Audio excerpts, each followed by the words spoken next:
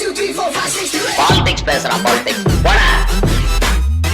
Hello ladies and gentlemen, களத்தில் தொண்டர்களை சந்திக்கிறது ஜனவரியில் இருக்கலாம்னு புதுசாக ஆரம்பித்த நடிகர் கட்சி ரெடியாக இருக்கிறாங்களாம், தெரியுமா மேன்? அதான் ஈசிஆர் பங்களா ஆஃபீஸில் சந்திக்கிறாங்களே தவிர. நீ சொல்றது நிர்வாகிகள் சந்திப்பு, தொண்டர்கள் சந்திப்பு. ஆனால் நான் சொல்றது மக்கள் சந்திப்பு. கோவை, நெல்லை, தஞ்சை, சென்னை இப்படி குறுக்கு நெடுக்குமா 4 மண்டலமா பிரித்து மாநாடு நடக்குமா. அதுக்கு முன்னாடி மக்கள் சந்திப்பு இருக்குமா. அப்படின்னா தீவிர அரசியல் உறுதிதான் போல தவிர. ஒரு படத்துல கவுண்டமணியும் செந்திலும் சேர்ந்து கட்சியில சேராதவங்க கட்சின்னு ஒண்ணு ஆரம்பிப்பாங்க, பாத்திருக்கேன் மேன்.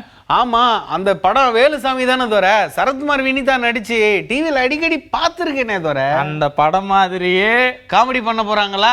அது இல்ல மேன், அந்த காமெடி காட்சி போல சீரியஸா ஒரு விஷயத்தை எடுத்து வேலை செஞ்சிருக்காங்க. கட்சியில சேராதவங்களை பார்த்து நம்ம கட்சிக்கு இழுக்கணும், கட்சியில சேராதவங்களை நம்ம கட்சியில சேர வைக்க போறோம். ஓஹோ. அதாவது தமிழ்நாட்டு அரசியல் கட்சிகளோட உறுப்பினர் கணக்கை கூட்டி கழிச்சு பார்த்து ஒரு முடிவுக்கு வந்திருக்காங்க. சரத்குமார் படத்துல கவுண்டமணி செந்தில் மாதிரி காசேக ஆரம்பிக்கிறாங்களா தவிர. சொல்றத கேளு மேன்.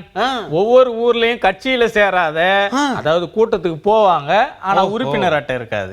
உறுப்பினர் அட்டை இருக்கும் ஆனா கட்சியில செயல்பட மாட்டாங்க. சில பேர் எந்த கட்சியிலயும் இருக்க மாட்டாங்க. அப்படி ஒரு லிஸ்ட் போடுறாங்க.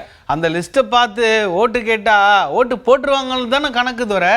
ஓட்டு கேட்கறது மட்டும் இல்ல, உறுப்பினர் சேர்க்கை நடத்துறது, அப்புறமா உள்ளூர் பஞ்சாயத்து லெவல்ல பிரச்சனையில ஒதுங்கி இருக்கிற உள்ளூர் புள்ளிகளுக்கு கட்சியில பொறுப்பு கொடுக்க போறாங்க. ஆனா இளைஞர்கள் தான் மெயின் டார்கெட்டா. பிளான் எல்லாம் கடுமையா தான் இருக்குது தவிர ஜெயிக்கிறதுக்கு ஐடியாவா இருக்குமோ? கரெக்டா தான் சொல்றேன் மேன். கட்சியோட தலைவர் விஜய் போட்டி போட சில குறிப்பிட்ட தொகுதியில எல்லாம் ஆய்வு நடத்த சொல்லி வேலை நடக்குதான். அப்படின்னா தொகுதி ரெடியா இருக்குதா தவிர? முதல்ல தூத்துக்குடி, நாகப்பட்டினம் 2 தொகுதியை குறி வச்சாங்க. அப்புறமா அரியலூர், தர்மபுரி 2 மாவட்டத்திலும் சில தொகுதிகள்லாம் ஆய்வு நடத்தி இருக்காங்க. இல்ல தவிர மதுரை வடக்கு, கோவை தெற்குன்னு சொன்னாங்களே தவிர.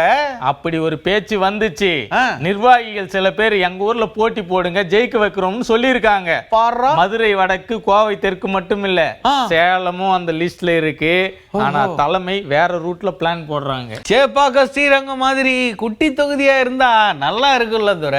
குட்டியா சில தொகுதிகள்னு ஆய்வு நடத்தி ஆர்கே நகர், ரிஷிவந்தின்னு சில பேர் சொல்லி இருக்காங்க. ஆனா ரிஸ்கான தொகுதி வேண்டான்னு கடற்கரை தொகுதியா பாக்குறாங்க. ராமநாதபுரம், தூத்துக்குடி, நாகப்பட்டினம் 3 மாவட்டமும் முதலிடத்துல இருக்குதான். அப்படின்னா தர்மபுரின்னு சொன்னாங்களே தவிர. ஆமா, தர்மபுரின்னு சொன்னாங்க, அதுவும் லிஸ்ட்ல தான் இருக்கு. தர்மபுரி, அரியலூர், கள்ளக்குறிச்சி 3 மாவட்டமும் 2வது லிஸ்ட்ல இருக்குதான். அப்ப எந்த தொகுதியில தான் போட்டின்னு சொல்லுங்க. அது உளவுத்துறை கையில் இருக்கிற லிஸ்ட் மாதிரி. எப்போ ரிலீஸ் ஆகணுமோ அப்போ வந்துடும்.